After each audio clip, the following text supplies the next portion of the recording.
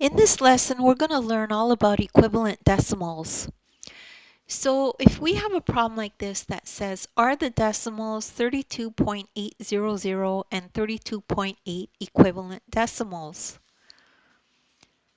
So the first thing to do is understand the meaning of equivalent decimals. The meaning is equivalent decimals have the same value. So adding zeros to the right of a decimal does not change its value.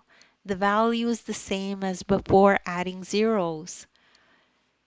So that's an important thing to know in math, okay? So let's take 32.8 and let's add extra zeros to the right of it. So that's going to look like this. 32.8 becomes 32.800. And you could add as many zeros here as you want. It won't change the value.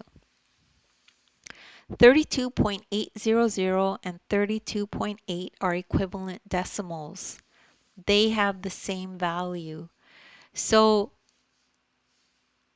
these are exactly the same numbers. Doesn't matter that there's zeros here. They're the same. Okay, so that's just an important concept in math to understand.